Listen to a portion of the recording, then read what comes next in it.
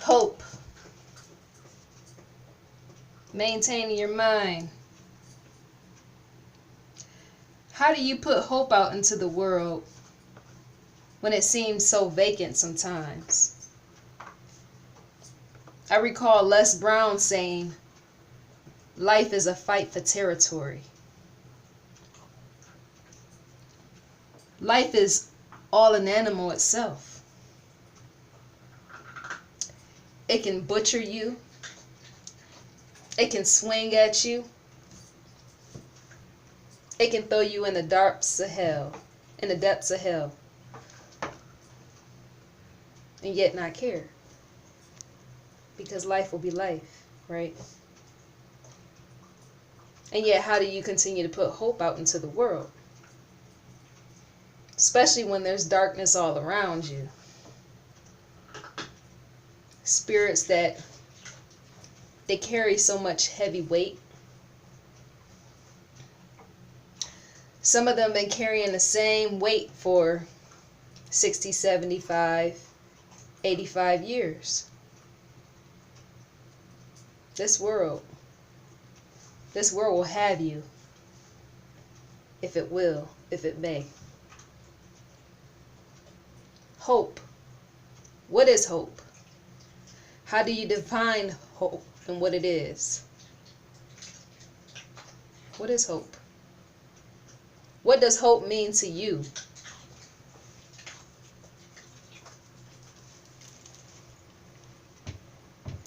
But each person falls through a different definition.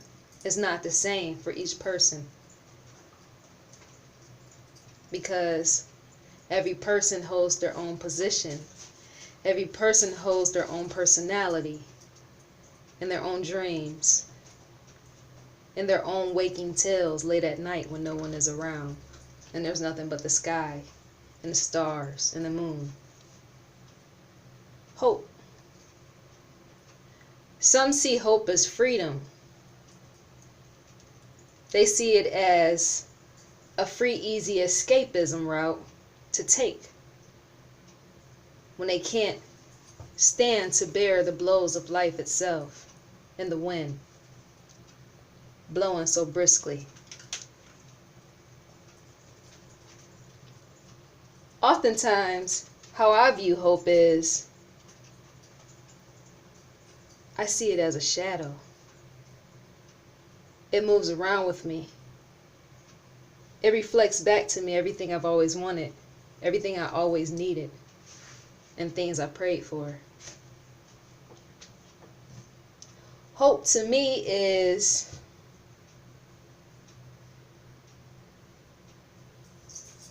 failure. Failure turned into something else, right? That's what hope is, isn't it? It's hitting the extreme low point and somehow reversing that low point and recreating it into something else. That's how I view hope. I view hope at all angles and not just one. See, sometimes I view hope as just a nightlight. As I'm trapped in a tunnel, it helps me see a way out. When no one is there to help lead the way, I see hope as being there to free me. It walks in as I try to walk out. As I try to leave darkness and despair, hope finds me and I find it, because we are one and the same. To have hope within me is to know and understand I can overcome anything. My mind has the power to heal anything. It does. That's one of its purposes, out of millions. See, a mind has more than just one purpose, and I know I said this before. We serve thousands of purposes while here on this earth. Going to the toilet as I stand in this bathroom serves a purpose. It cleans me out so I stay healthy and strong and I don't die off through waste and bad cells, which tend to collect when you don't go to the bathroom.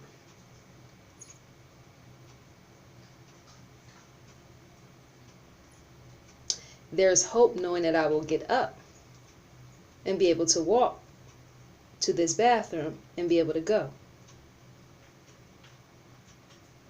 Some people don't even have that. Some people are bedridden, or they have a wheelchair, or they have no legs at all, or they have no spine at all. And when I say no spine, there's no reflexes there to help them move from the neck down. And yet those type of people, they still live to see the next day because they believe in hope. They believe in themselves. They believe in something deeper and truer, a deeper meaning to what hope stands for. Hope. It makes you realize you can attain anything. It makes you look around at the miracle for what it is, which is life itself. Every breath, every life, every person is a miracle within itself. And yet sometimes we take it for granted because we might not have certain things that we wish for, certain things that we know we really don't need, and yet we request them anyway. But overlooking that, we go back to hope. How do you spell hope? Spell it forward or backward, it's still the same, the definition. H-O-P-E. E-P-O-H. It's still the same. I can change the order of how I spell it and yet it still comes out all the same.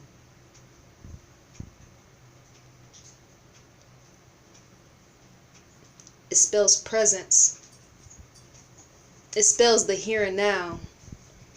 It spells paying attention to the here and now and not getting besides oneself, falling out of order to another time zone that has not made it here yet. Hope is holding on to this current situation, whether it's a good situation or a bad situation. No thing is permanent. All things pass away. Everything comes and flows in seasons.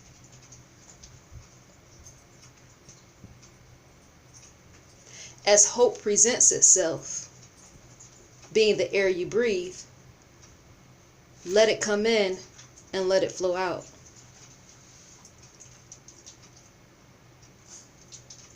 Just as it was meant to do and be. You can't change hope. You can try to put another name to it. You can try to put another weather to it, another forecast. Try to change the day of how you see it. Isn't that deep? Some don't even know what I just said. If you're a deep thinker, you'll understand what I just said. Where is the present moment? The present moment is right here and right now. It's not tomorrow. Tomorrow comes when it comes. That's why you should never worry. Many of us, we do worry. That's just human nature. Sometimes you can cancel out hope worrying too much about things that shouldn't be worried about because those things never tend to happen. And when they do, it's slightly. It's best to allow hope to dominate your inner thoughts. Let them and allow them to touch the frequency they were meant to reside in. It's many of them. Hope isn't just one thing. When I say the word hope, it sounds singular. But remember, to have one is to have many. It takes many particles to form a thing.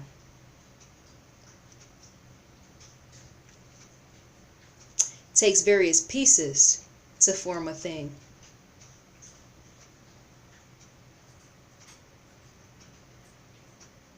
Consider such. So if I look at a moment and I look at a minute and I say, there's no hope in this, then all hope is lost because you just canceled it out. You just canceled it away. You just pushed it away. If you want and you need more hope, the thing you need to do is draw it near, draw it close, where it's supposed to be. That's your position. It's no one else's position but yours. No one else can do that for you but you. No one else can believe in you the way that you do. Yes, they make it believe in you, but no one is gonna do the things that need to be done like you. What's in a thought? Many things. Do they ever release themselves? Every minute, every second. It's said that we have over 56,000 thoughts a day, or 60,000 thoughts a day. That's a lot of thoughts. You have many people that's diagnosed with bipolar disorder, and that might not even be completely true. They just might be sensitive to all the thoughts that they're having. You just never know. Because to have that many thoughts is to think a lot of things.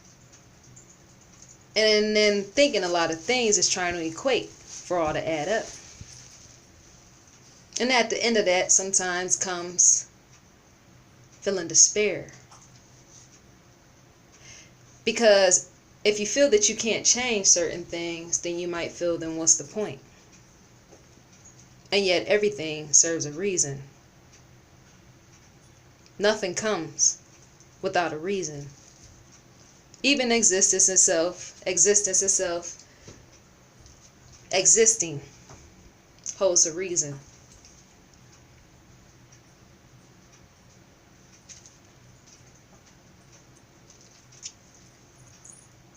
Think of hope. When you're all alone and no one else is to be found, think of hope. Allow hope to see you through, because she will whether you want to or not. That's her gift to you. And you can try to avoid me off of me saying this. I was told that I'm too optimistic. Yeah, right. Hope brings a lot of great things. Because what she realizes is you actually believe in her as much as she believes in you. It goes back almost to motivation. They're like twins. Hope and motivation is like twins. They just each go in different directions, and when they feel like being together in love, they just come hold hands. That's hope and motivation. But yeah, ponder hope. The gratitude journal.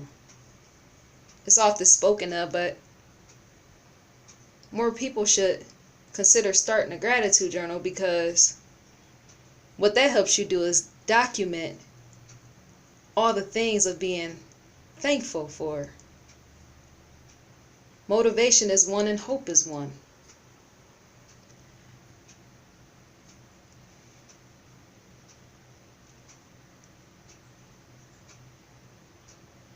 What's in being thankful?